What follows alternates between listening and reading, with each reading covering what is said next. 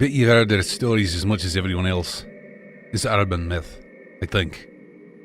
Or at least I haven't heard it said by any reputable source. During earthquakes and similar natural disasters, pets, especially dogs, will flee the area due to their excellent hearing. Well, urban myths have to start somewhere, right? All myths have seminal true component that they just snowball from until we got Richard Gere interested in our toothbrushes. I'm not saying this one started here in Redstep, but I'm saying stuff like this may have happened before, somewhere, sometime. When the drizzle began, when O'Hara's wife was already in hospital, if my math is right, when we all were accused by an unstable girl of kidnapping him or worse, my dog barked.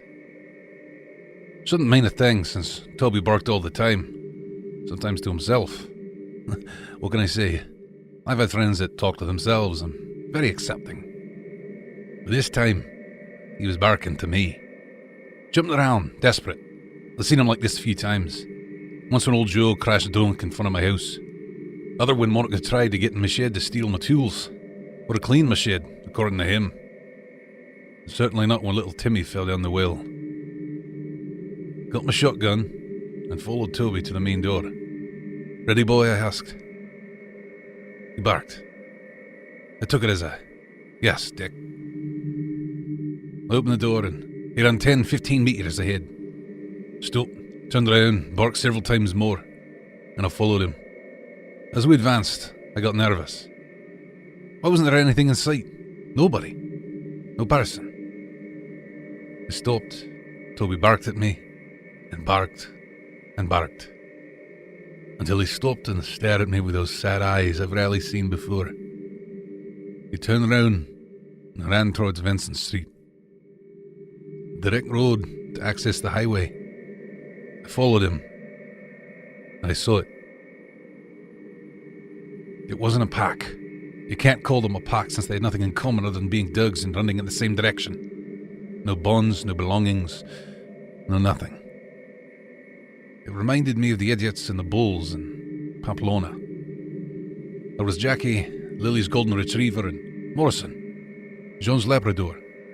There was Devil, Mary's pitbull, and Hemingway, Barry's mixed race with mixed race. I was sure I was seeing all the dogs in town. Even the one who wanders the police station and barks at the cops for breathing. Only an idiot wouldn't have understood that they were escaping. But from what?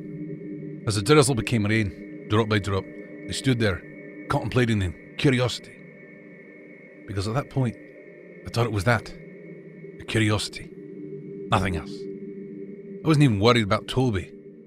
He'd run into the woods before, for a day or two. And he'd always come back from whatever adventure he got himself into. I'm not the kind of man who values his dog over human life. But I do love the four-legged bastard with all my black heart. I knew in that blackness that I wouldn't need to worry. He would be fine. Denial, I think it's called. Others joined me, spectators in the show of life. Some ran after their dogs, others knew better. I guess the smartest didn't even leave the house. As for me, I walked down to my own house, closed the door, put the shotgun in the cabinet, and waited. Maybe I was waiting for my Toby to return. Maybe like the dogs, deep inside my subconscious, I knew something was wrong. It doesn't matter anymore. What matters is what happened next. As the thunder sounded closer and closer by the minute, as the winds raised down from the south with the ire of an angry god, as the drops of rain resonated on the roofs, almost like an epileptic trying to give a warning in Morse code. As the cell phones rang, bearing bad news, I realized something. The storm was over Redstep. Forget O'Hare. Forget the dogs running. Forget the girl in the hospital. It's nothing, really. At least compared with what happened next. God must hate me. For another story, tune in next Tuesday.